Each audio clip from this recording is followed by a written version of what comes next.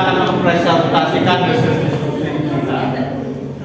Oke, di sini ada kasus pertama, yaitu bayangkan jika Anda adalah seorang guru matematika di kelas 7. Saat ini Anda hendak menyampaikan materi mengenai matematika sosial, yaitu mencari nilai rata-rata.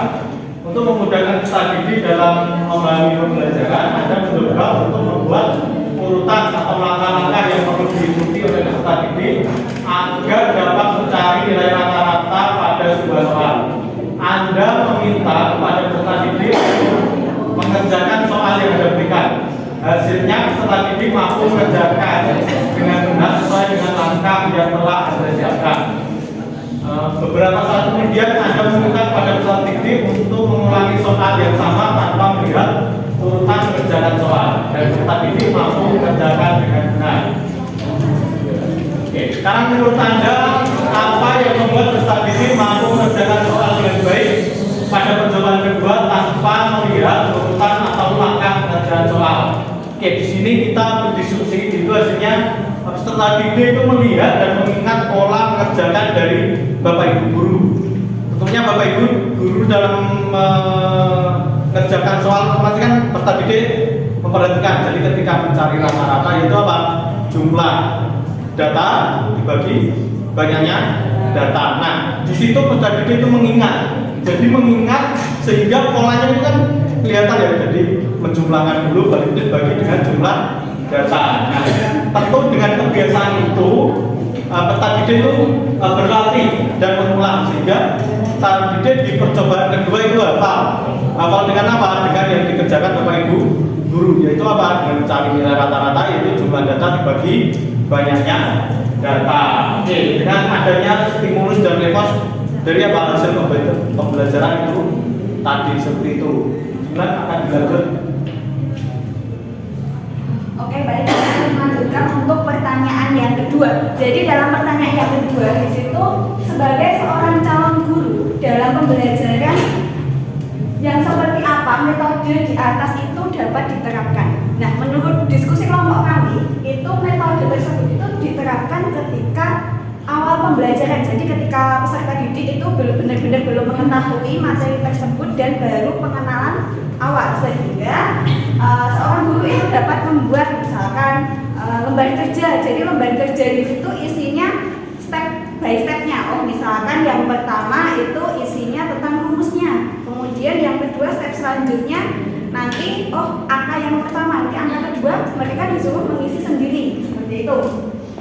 Nah, kan di situ seorang guru dapat membuat lembar kerja siswa disertai dengan langkah-langkah pekerjaan yang dapat membimbing siswa dalam menemukan pemahamannya terhadap materi tersebut.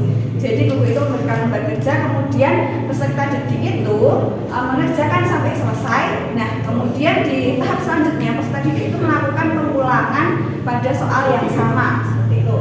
Nah, untuk menjawab pertanyaan yang kedua, elaborasi jawaban Anda dengan menyertakan teori yang berkaitan. Jadi menurut kelompok kami, teori yang berkaitan dengan kasus ini itu adalah teori behavioristik. Nah, mengapa kita mengambil teori behavioristik? Karena dalam teori ini ditandai dengan adanya mekanisme terbentuknya hasil belajar melalui prosedur-prosedur stimulus respon dan pembentukan kebiasaan melalui latihan dan pengulangan, di mana kan tadi ada dorongan dari seorang guru memberikan tahap-tahapannya. Nah, mungkin itu. Selanjutnya untuk kasus yang kedua akan disampaikan oleh Mas Cahyo. Baik, di sini saya akan menyampaikan hasil diskusi kami untuk menanggapi pada kasus yang kedua. Pada kasus yang kedua ini, Rina adalah seorang guru di kelas 1 SD. Sebagian besar peserta didiknya belum bisa berhitung dengan lancar. Nah, Rina sedang memikirkan cara yang sesuai untuk membantu peserta didiknya dalam menyelesaikan tantangan belajarnya. Nah, untuk pertanyaan yang pertama, yaitu menurut Anda apa yang dapat Rina lakukan untuk membantu peserta didiknya sesuai dengan tahapan perkembangan usia? Nah, hasil diskusi dari kelompok kami itu untuk mengajarkan peserta didik berhitung untuk anak usia kelas 1 SD itu Ibu Rina dapat menggunakan alat peraga, jadi yang berwujud fisik gitu ya, seperti kelereng bisa, atau misalkan buah-buahan, misalkan buahan yang kecil yang mudah dibawa seperti kelengkeng atau anggur, atau mau pakai jeruk juga nggak apa-apa kalau memang ada. Nah, nanti peserta didik kita ajarkan ya, untuk kelas 1 SD ya kita mulai dari untuk rentang angka dari 1 sampai 10 dulu saja untuk angka-angka sederhana. Nah, dari misalnya jumlah kelerengnya dari 10 kita ajarkan ambil, kita berikan contoh misalkan ambil 3. Nah, nanti tersisa berapa? Nah, anak nanti akan melihat bisa menghitung dengan asumsi anak sudah bisa menghitung 1 sampai 10 ya, seperti itu.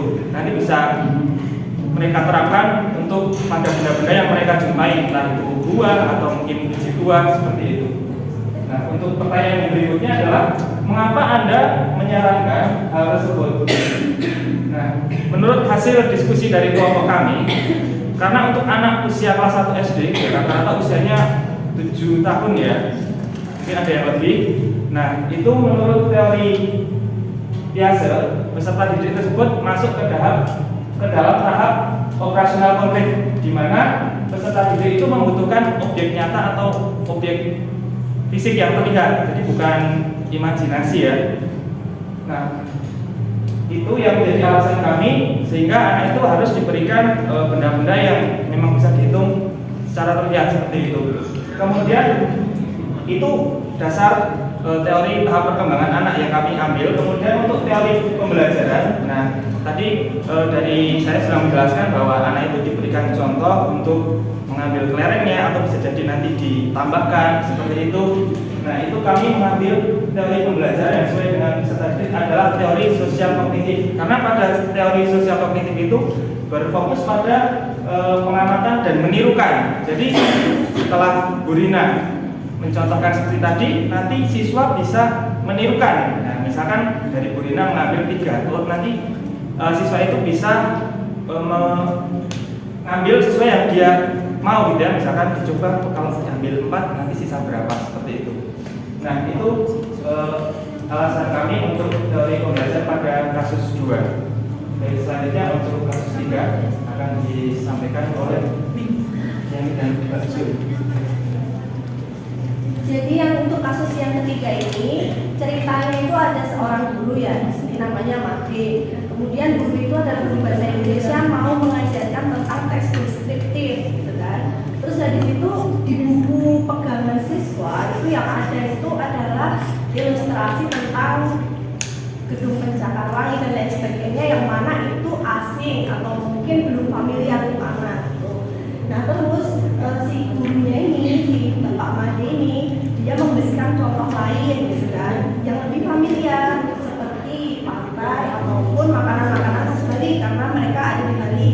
Harapannya di situ harapannya di situ siswa itu akan lebih mudah memahami karena lebih dekat dengan apa yang disampaikan. Jadi lebih bisa membayangkan.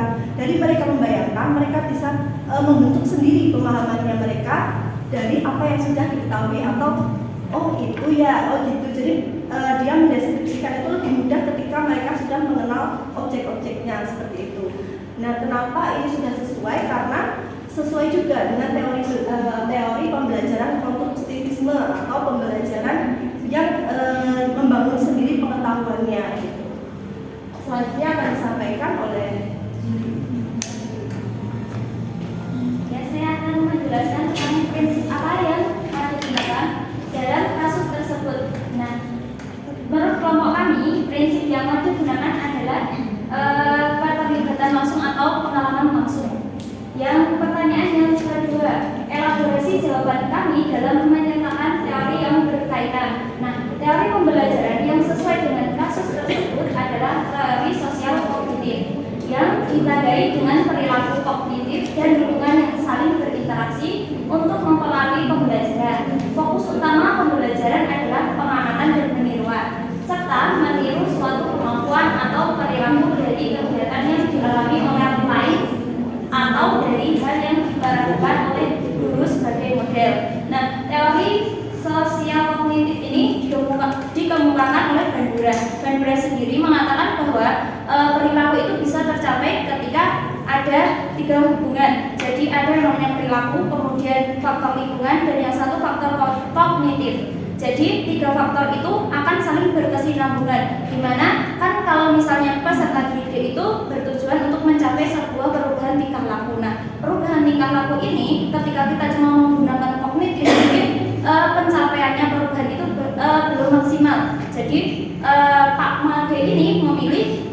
lingkungan yang sesuai dengan peserta didiknya, yang bisa diamati secara langsung, bahkan cukup dibayangkan karena objek yang digunakan itu kan berada di lingkungannya sendiri. Makanya si peserta didik itu bisa mencapai ke yang namanya tahap peniruan atau modeling yang disampaikan oleh Pak Madi tersebut. Sekian presentasi dari kami. Oke, terima kasih teman-teman. Ada yang punya pertanyaan? Terima kasih. Perkenalkan, saya Nursakinah Laila dari kelompok 4. Saya mau menanggapi kelompok 3 yang di kasus 3. Mbak coba minta tolong dibuka di kasus 3. Nah, oke. Kalau di slide ini kan Mbak pakainya itu sesuai dengan teori konstruktivisme ya. Lalu kalau di slide selanjutnya itu kelompok 3 tuliskan sesuai dengan teori sosial kognitif. Nah, pertanyaan saya itu memang memakai dua teori tersebut atau memakai salah satunya saja? Terima kasih. Ya, terima kasih atas pertanyaan yang disampaikan. Saya akan mencoba menjawab pertanyaannya dari Mbak. Jadi menurut kelompok kami memang ada dua teori yang kami sampaikan di situ. Yang ada konstruktivisme dan ada juga teori sosial kognitif. Nah, menurut kami teori sosial kognitif itu dilengkapi oleh teori konstruktivisme. Jadi yang awalnya kan kalau misalnya dari teori sosial kognitif itu kan cukup di situ hanya disampaikan faktor lingkungan dan faktor kognitif, kemudian tercapailah yang namanya tingkah laku, perubahan tingkah laku. Kemudian di teori konstruktivisme ini disampaikan bahwa seseorang itu dapat belajar dengan cara dia mengkonstruksi sendiri. Jadi yang awalnya sudah dikaitkan dengan teori tadi sosiokognitif, kemudian dilanjutkan ke yang namanya belajar melalui konstruktivisme itu. Ada yang menambahkan ya, maksudnya kalau konstruktivisme itu kan lebih ke bagaimana siswanya itu menemukan pemahamannya, yaitu dengan membangun sendiri. Sedangkan kalau sosial kognitif itu lebih ke apa saja sih yang mempengaruhi dia dalam menemukan pengetahuannya, yaitu lewat sosial dan juga lewat kognitifnya kayak gitu. Jadi ada faktor dari lingkungannya gitu. Sedangkan kalau konstruktivisme tadi adalah gimana dia menemukannya, apakah dari cuma dikasih tahu apa ataukah dia membangun sendiri pengetahuannya gitu. Kalau konstruk kan membangun sendiri gitu. Cukup, Mbak? Cukup. Berarti kedua teori itu ini ya saling mendukung ya, tidak melengkapi. Oke, terima kasih. Itulah hasil diskusi dan menjawab pertanyaan dari kelompok kami. Sekian. Assalamualaikum warahmatullahi wabarakatuh. Waalaikumsalam.